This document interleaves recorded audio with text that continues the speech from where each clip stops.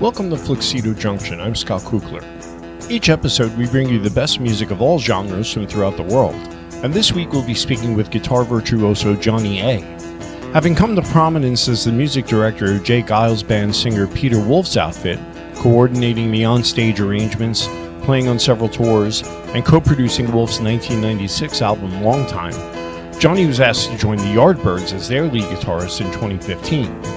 On top of all this, Johnny has maintained a prolific solo career, spanning 3 full-length albums, a Grammy nomination, and the honor of Boston Music Awards Blues Artist of the Year 2010, along with the spot in the revered Boston Music Hall of Fame. So let's get things started with his rendition of the Beatles classic, You've Got to Hide Your Love Away. Here's Johnny A. on Fluxedo Junction.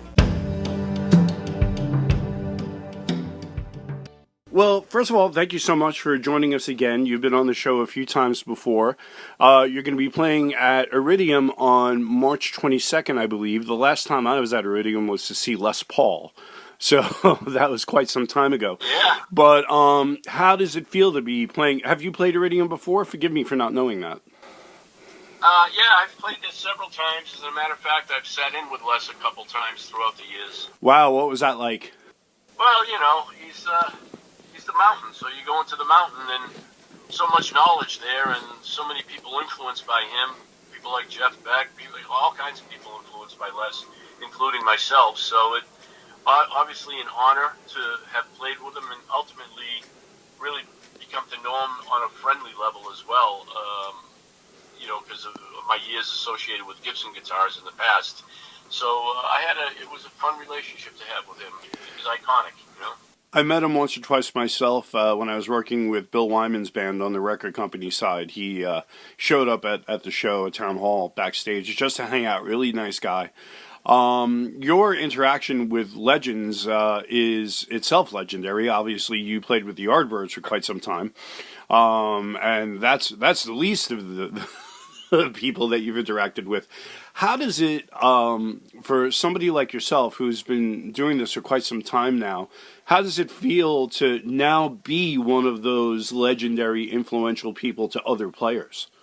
Well, I thank you for that, but I'm not sure that's the case where I'm a legendary player myself. But as far as playing with legendary people, you know, that like the opportunity to jam with Jeff Beck. I mean, I've been following Jeff Beck since I was 15 years old, and he was a bucket list moment guy for me. And, you know, meeting people like Carlos Santana and obviously getting friendly with guys like Eric Johnson and Pat Martino and Joe Satriani and Steve Vai and stuff like that. It's thrilling to see these people from afar and appreciate them as a musician and as a fan, and then becoming friendly with them. So that's great. But as far as me being legendary status, you're being a little bit too kind, I think.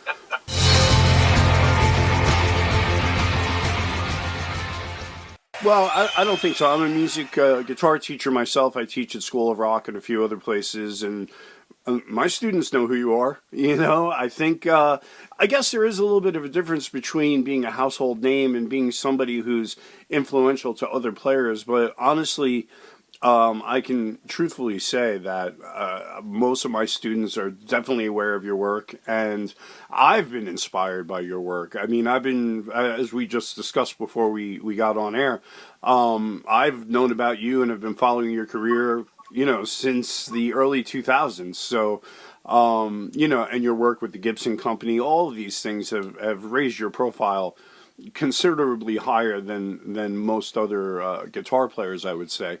And I just wonder, after all this time, do you ever go through periods where it's difficult to find inspiration? I mean, I'm sure that you play every day, but are there ever days where you have to force yourself to play like anyone else working a regular job? Yeah, I think that's a normal thing. You know, I do play every day. You're correct about that. You know, things that I work on, you know, are more nuanced things, like more attack and of my right hand, my picking hand, and you know, I recently stopped using a pick altogether over the last couple of years. So I do play every day. Obviously, when you're young and you're first learning to play, and you're like a sponge, a lot of things you learn a lot really quickly. as you age and you get more experience, the development of making big steps is slower, and they're more baby steps than big steps. Yeah, well, I mean, I'm 56, and I feel like I'm playing better than I've ever played in my life. Certainly not in your category, but it's funny. I thought at this age I would have been slowing down by now, but I actually play more than ever, and I find it way more enjoyable than it used to be too. I mean, certainly there are days where, everyone has a day where you're feeling a little under the weather and maybe you're not as motivated as you would normally be. But for somebody like you who does this on such a higher level, I mean, not everybody gets to play at Iridium. You know what I mean? You've earned your way up there, and obviously you've played there a bunch. But there has to be a point where the passion for what you're doing really has to carry you through a day where maybe the motivation is a little bit lower than others, and it's got to be. And that's got to be different for a live show than in the studio too. You know what I mean? Like, which do you prefer, playing live or recording? Well, they're two different animals, obviously. I don't know. I do love the creative process of being in the studio and trying to discover new things and new ways to approach something or new sounds, etc. But also, it's stimulating to play live on a stage in front of an appreciative audience. When your tone is right and everything is firing on all cylinders, there's nothing like that either. So it's two different levels of satisfaction.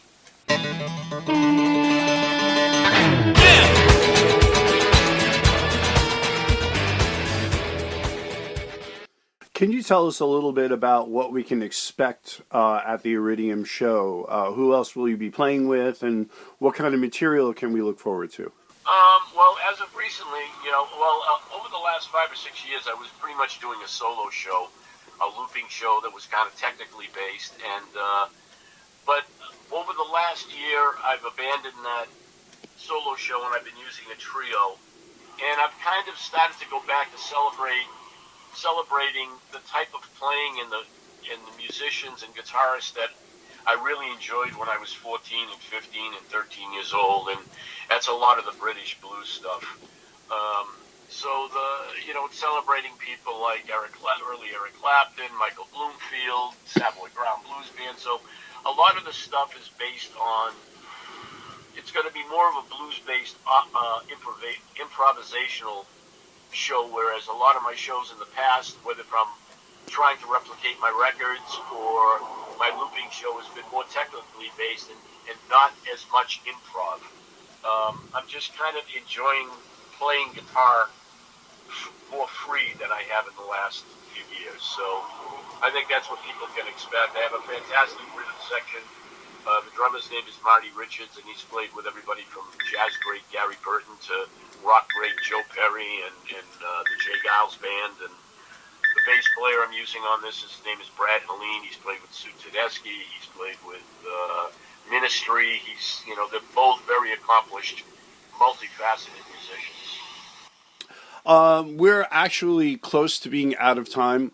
Before I let you go and get back to your busy life and the prep that I'm sure you must have to do to get ready for this show and everything else that you do, I was just wondering if you could, as a musician who's known for, certain types of music, bluesy, heavier rock type stuff, what would be the most surprising thing that we might find in your listening list? Is there a genre of music or an artist that you think we'd be really surprised to find in your listening tastes?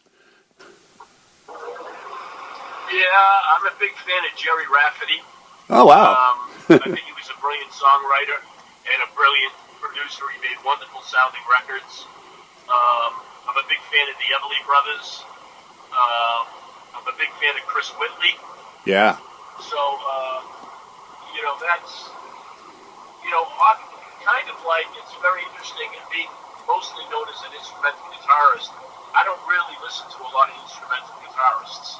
I'm more of a song guy.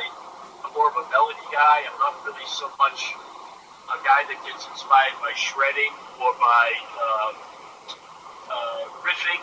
I like melody and substance in the regards of, succinct arrangements and production and stuff like that. So people might be surprised that I'm a big Jerry Rafferty fan.